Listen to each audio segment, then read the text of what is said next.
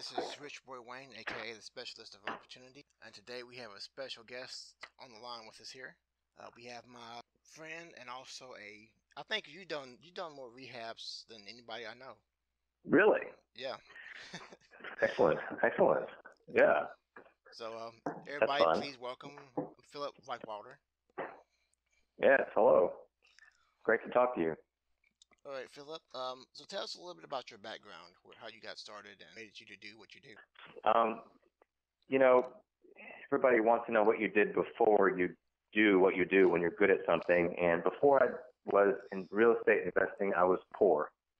I had a number of failed businesses from roofing, travel, adventure. I had an auto detailing company.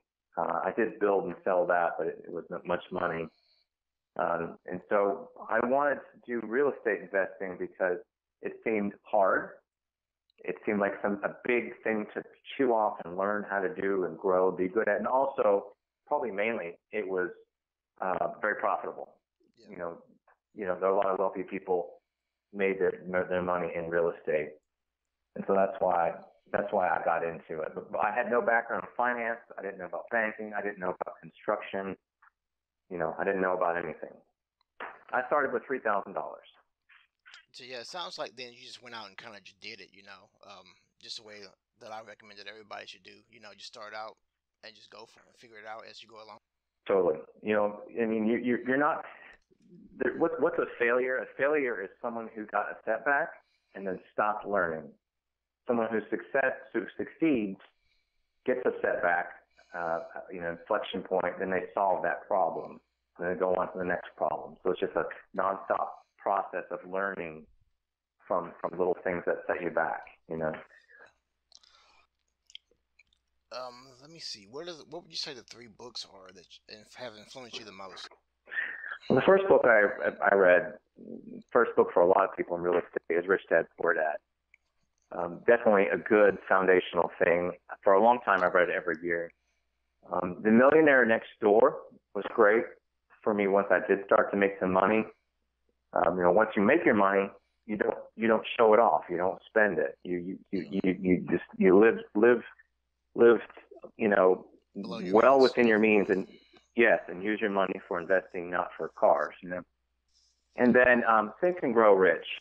That was a big one. And for a long time, I gave out copies of Think and Grow Rich and The Millionaire Next Door to people when I spoke at events or that sort of thing. I give out boxes of them in events to really help change my mindset. Yeah, I would say those are pretty good. I definitely recommend Rich Dad Poor Dad. For me, that was the book. That was the game changer for me. When I first read that. Totally. Yeah. Yeah, Still thinking like him. Still working that way today. Yeah. Yeah, especially when he talks about opportunities. That's probably was the most powerful thing for me. He talks about opportunities and going after opportunities. Totally, and just also focus on cash flow things. Equity looks good in your balance sheet, but cash flow is what retires you. Yeah, exactly. What would you say is the biggest deal that you've done so far, just out of curiosity? Well, the biggest deal that I did it wasn't the biggest money wise, but it was the biggest deal to me in terms of it changed my mindset. It changed who I was. Okay. It changed my mindset from being I struggle to I'm a success. And I bought a burned out mobile home just outside of Nashville, pretty much downtown Nashville, and got under contract. I borrowed some money from a friend's IRA. I turned around and I sold it to a developer. And, in 2014, on my taxes, I showed, I'm going to say about $16,000 in taxes. I paid on $16,000. I showed $16,000 income, maybe $17,000 income.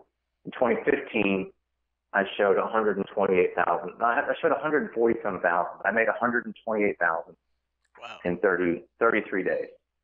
And after that, I was bankable. I was able to start buying properties and learning the lessons as a buyer instead of an aspiration, someone who aspired to be a buyer. I all of a sudden was in this new role. So that was the biggest pivotal deal, but the biggest money deal for me was a duplex that a friend and I bought. And I don't remember how much we paid for it. under $200,000. Yeah. But it was on a triple. It was on a triple lot, and each lot could build 2 houses. So it was a single duplex on a lot that is now 6 houses, and we made $220,000 on it, $226,000, I think, on that deal, which we split. Wow, that's crazy. Yeah, and then there's been other deals that are in different types. Now taxes are important to me. Avoiding taxes, and so now deals are different than just earning a lot of money. I have to worry about how to offset taxes, and so deals have biggest deal isn't just money now or mindset change. It also has how can I avoid taxes. Right. And so today I trade deeds with people, trade properties, do other make money other ways than through non-taxable events or less consequential events.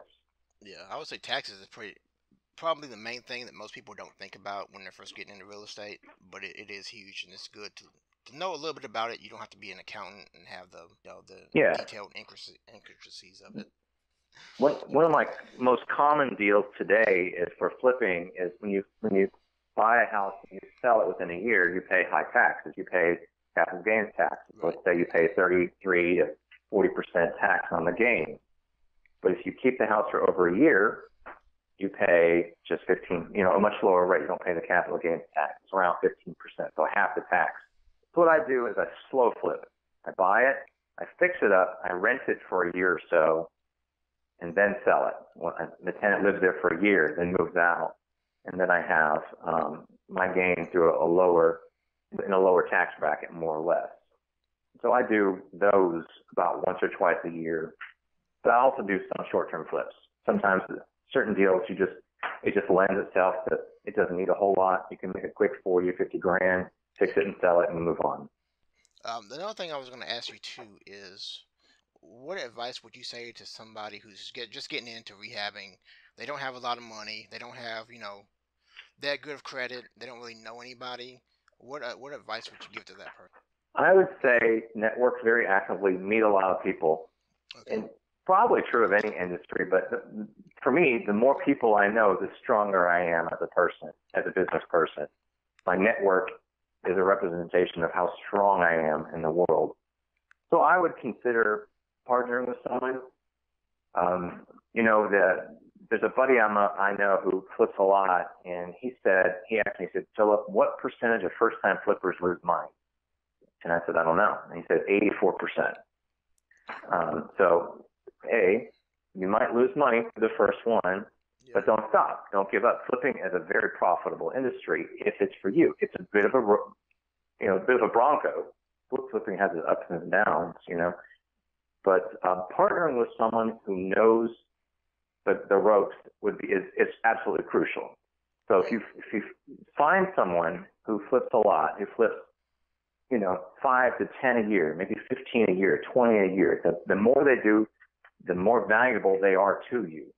And then ask them what they need. If they need deals, you go find them deals. If they need money, you go find them money. If they need roofers, carpenters, tradesmen, whatever, go find them those things. Don't do the trades for them. That puts you in a lower category. But be a connector for them. Ideally, they would want something that you will need later on, which is mainly money or deals.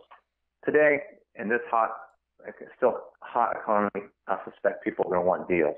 So get out there, cold call, start connecting with people and making deals. Scrape lists off the internet, skip trades, whatever, and then start pumping deals to people. Partner with this first person and learn from them. Learn from them. Don't get discouraged by anything. Just learn from them. See how they do it, and then maybe not ask if they'll be your mentor, but just hey, if I get a deal and I can find the money, would you once you're in the relationship with them, a few months into it, say, hey, I'd like to play a bigger part in this. If I can find the money and the deal, will you have a look at it? Will you let me know what you think? And if you provided value to them, which you should be doing, then they'd be more than happy to help you. And that's a safe way to get into flipping. Flipping is a risky industry, but that can be a safe way to transition into it if it's really for you. And also, like anything else, it's not what they say on TV. It's not about all the pretty snazzy stuff. And I don't watch the TV flipping shows, but I know they focus on like how pretty things are and the design and the decor. That's like 3% of the deal. That's like 3% of it. It matters, but not that much. How you manage your money, where you get your money from, how you fund your deals, where you find your deals. Those things are way more important than what color you choose.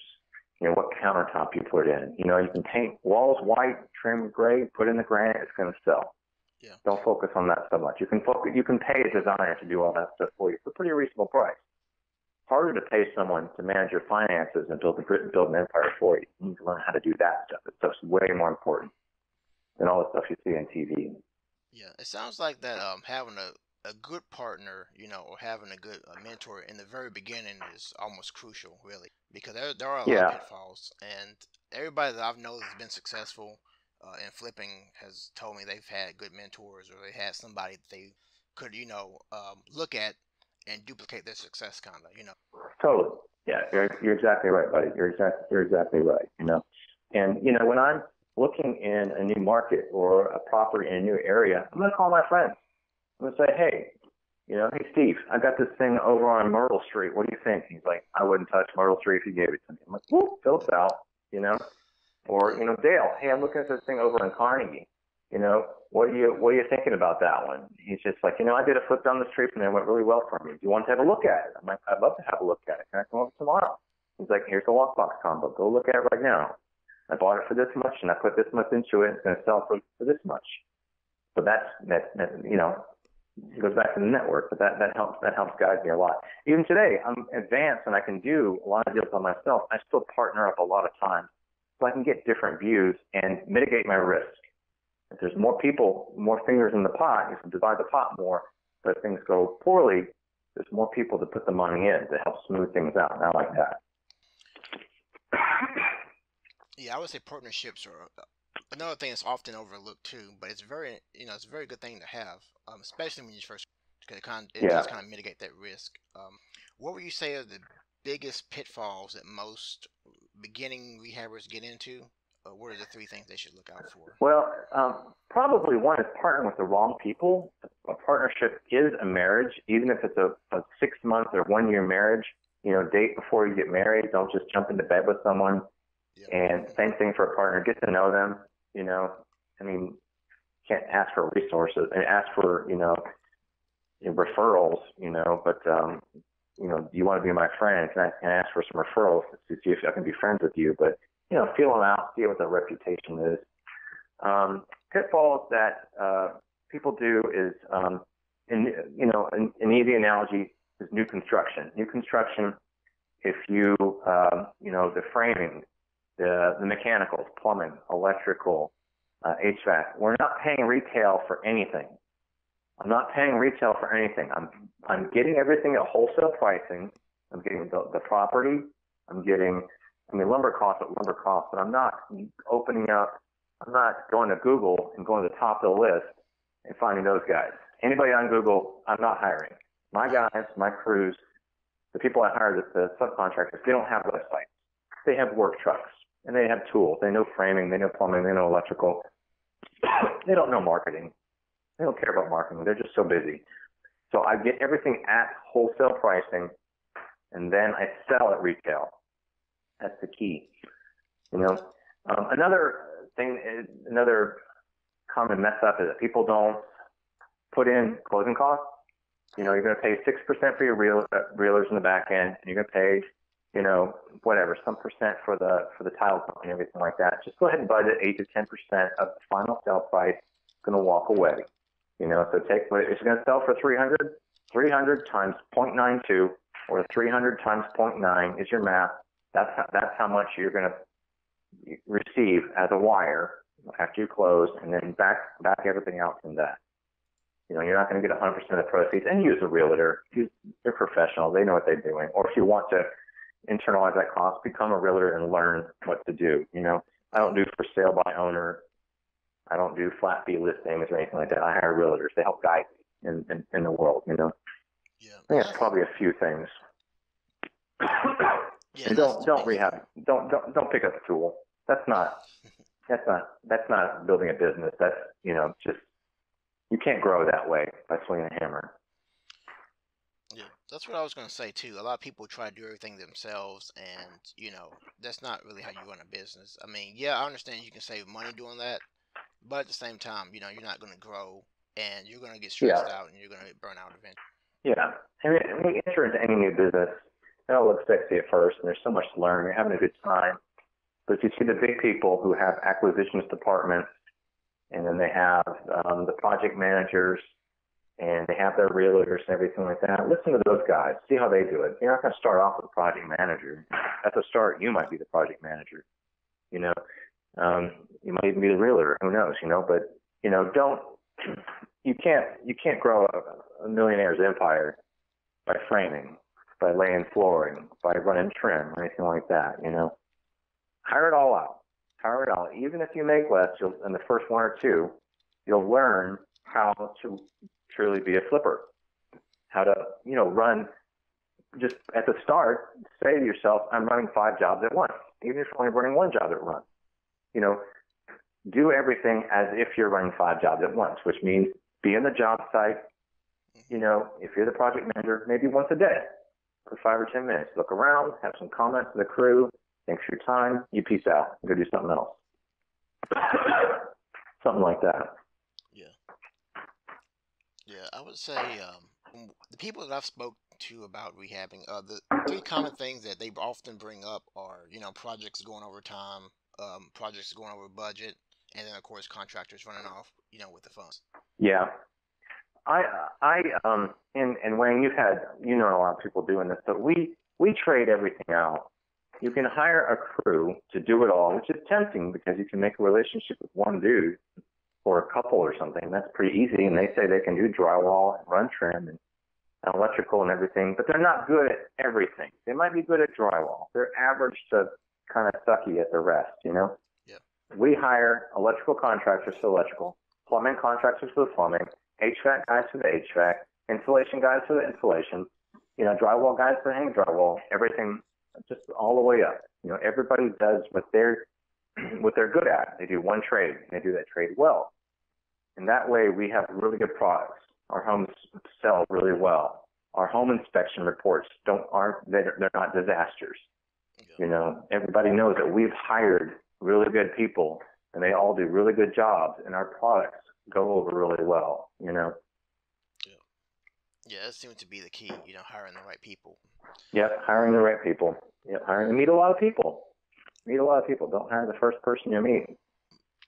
There is one deal that you told me about that I know everybody probably always asks you about this, but the property where you made 30,000 on it, it was the one that I think the guy's son was in a gang. Why don't you tell us about that? That was it was a wholesale deal, right? Yeah, It was yeah, back wholesale. over. Okay, so I have acquisitions guys now, and I teach them to find motivation. You have to have motivation in seller's part. They can't just, they want to sell a house, and you say, why do you want to sell the house? And all they say is, give me an offer. That's not, pass, bye-bye. We need motivation. So I found this fella through mailing on the east side of Nashville and talked to him, and he's like, I got to sell. And I was like, ooh.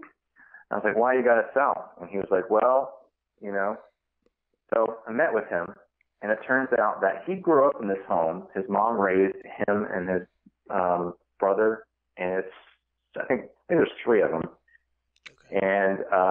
And then as he grew older, his mom's mental health was failing. So she was older. She moved into a home, and then he moved into this home. The son moved into this home and raised his family in the home that he grew up with. His 2 boys, he had 2 boys and a girl. His 2 boys got into gangs, and one of the kids was shot and killed. The other kid retaliated against the person who shot the guy's son, and then the retaliating gang came to the house and shot the house up and paralyzed the second son that was living. So now the son who grew up in the home had a son that was dead, a son who's in a wheelchair for the rest of his life, and he had a little 11-year-old girl. So he abandoned that house. He just left because his family was attacked. Yeah. He was gone. He was gone for 4 or 5 years. I don't know how long. In that time, the house had been neglected, and the roof had gotten a leak, and the roof had partially caved in. And it was terrible. You could smell the mold from the house from a long ways away. And so the city's like, they condemned it, and they're like, we're going to tear it down.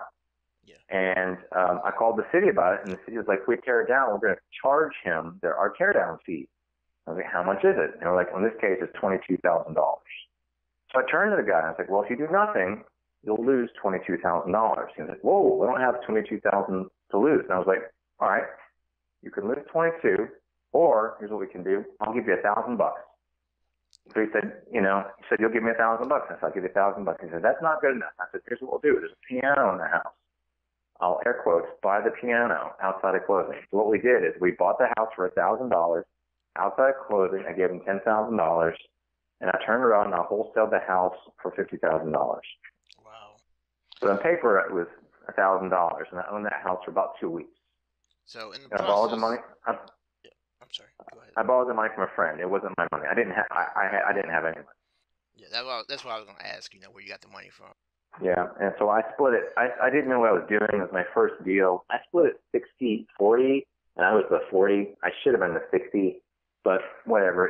I made $13,000, and that was the first time any check of any size had ever been in my possession. Yeah, that's crazy.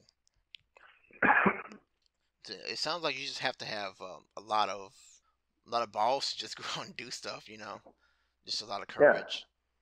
I know some people gave up on that, but it sounds like you just kept. Well, you've done a lot of deals. You know that. You never give up. You can give up when the property trades hands or it dies. Yeah. And as markets go down, even after they trade hands, there's still opportunity there. Someone might have overpaid. They didn't realize it. You come in with an offer later on. They're going to lose money on, but they're just glad to get away from the property. So they see it's going down in value and things aren't going well. And I've done that twice recently when people paid $20,000-$25,000 for the property. Well, I had initially offered $5,000. In the end, I paid $5,000 or $6,000, and I got the property after they had lost. They bought it for 20 something and then sold to me for $5,000. I bought a piece of land recently like that. Yeah. So it seems like even in today's market, there's a lot of opportunity, and I think a lot of people kind of gloss over that, or they just kind of look past it, or they think that, I'm going to wait till such and such happens, or something happens. Yes, I hate that. Yeah, they say I'm going to save up until I have $40,000 in the bank, or I'm going to wait until X. And I hate that. Just do it. Yeah. Find a different. You've made a limiting set of rules. Just find a different set of rules. Make up a different set of rules. You made up the first set of rules. Make up a new set. Just go for it. Just get after it. But you're right. There was a lot of. In the beginning, I was making 80 to 90 phone calls a day. And now there's dialers, so you can do even more than that. You don't have to dial the phone yourself, And you just gotta get out and talk to people, and you'll find people to work with, people to buy from, people to sell to. Yeah, and the thing is, the more you talk and the more you kind of shuffle things around, deals will just fall in your lap. People will call you up. You don't really have to go out and mail people and blow people's phones up and send out a million text messages. People will call you because they know that you're looking. Yep. Yeah, and they'll do things like, I've got this property. I've got a guy to buy it for $53,000. I don't know if he's got it. Where are you at? I'm like, I'm at 50. They're like, well, it's lower, but I know you'll close, so we'll do it. Your word is everything. You've got to be very, very honest with people. And I love being so honest to the point. Look, this deal sucks. I don't like it. Being kind of harsh with people. And you'd be surprised how often that kind of stuff turns around. And I appreciate your honesty. What can we do together on this? Yeah, I'll say that's probably the biggest thing is just your word. You got to be a person of your word, and you got to be a person of action, and you got to be able to take action when you have that gut feeling. You just got to go for it. Yeah, at some point you just gotta sign some paper. Even if still today signing some paper makes me feel uncomfortable. I've signed contracts and just cried and cried and cried, But time solves almost all your problems in real estate, whether you want to do that or not. You can always, that's just you got to just lay it down sometimes and go for it. Yeah, absolutely. Okay, so I guess the last question I have here is, if you could start over again, what would you do differently, or would you change anything? I would have gotten started a lot earlier. I started making money in 2015. Mm-hmm. The market was rising up, and I was still very timid there. By the time I got actually some balls going, it was 2017 or 2018. And at that point, the market was hot. It was overpriced. I wish I had gotten started in 2008, 2009, and learned in those times when the market was down, and then ridden it up, held properties all the way up. I have friends who've done that, and they're in their 30s and they're worth $8 million, $12 million, And all they did, all that's going to happen was time. So get started earlier. No doesn't mean no. No means no for now. So if someone won't sell you their property, the money's going to follow. Don't stop. Just make buddies with them and keep being in contact. Stay in contact until they sell or they die. Yeah. So your followed list might get big, but it'll pay off. I totally promise you, it'll pay off.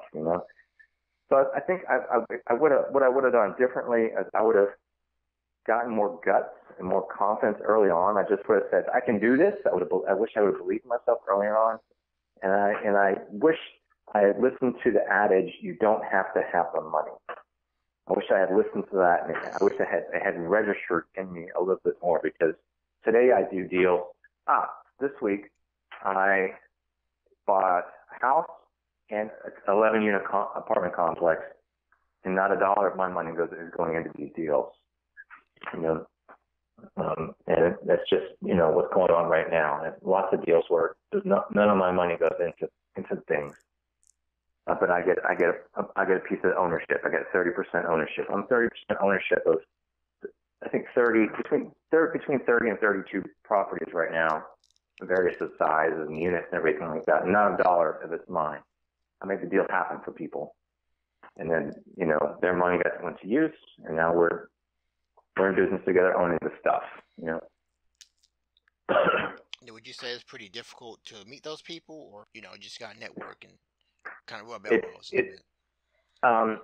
If you're thinking it's hard to meet those people, the wrong people. I'm not saying kick those people out of your world, but go find those people. They are entirely out there. The world is fat and rich right now. The cap rates in apartment complexes and industrial things, larger commercial projects, has been shoved to the floor because everybody's rich. Everybody's paying apartment complexes up to 4 caps and 5 caps and things that should be 8 and 9 caps. Just find these people. If you go through the record, the deeds, and if you're seeing someone that owns a lot of properties, go meet them. Guess what they got? They got some money. Yep. And if they don't, they can't. If they're not, if you say I'm not going to do business with this person, we can't, then ask them, who else should I be talking to? Always ask, to sellers, what else you got? Everybody else, who else should I be talking to? Yep. And then they'll through all that and through lots of coffee meetings and everything like that, you'll meet people who, mortgage brokers, other people who own a lot of real estate.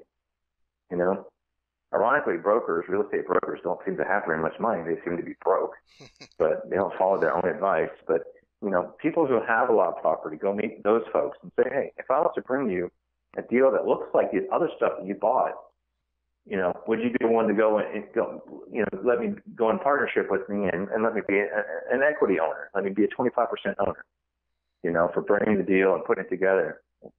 If they just write it off and you say, no, okay, that's not for you, what would you do with me?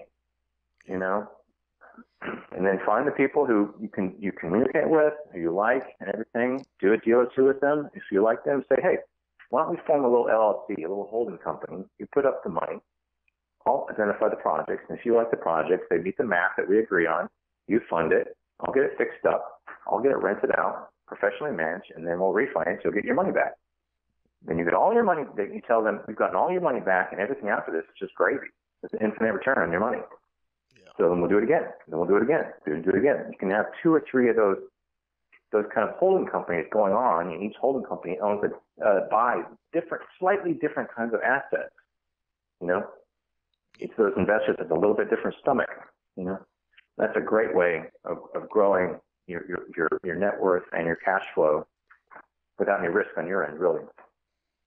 Yeah, and there's tons of people right now who are, they have money in the stock market, and everybody knows what's going on with the stock market right now. It's not doing too good, and they're not making a large, return on their investment.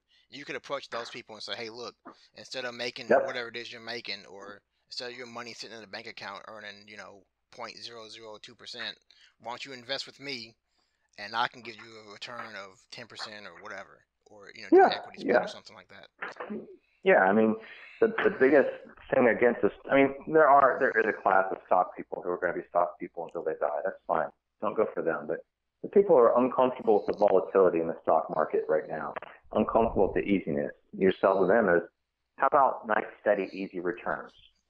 Because the fallacy of rental property is that it matters how much it's worth.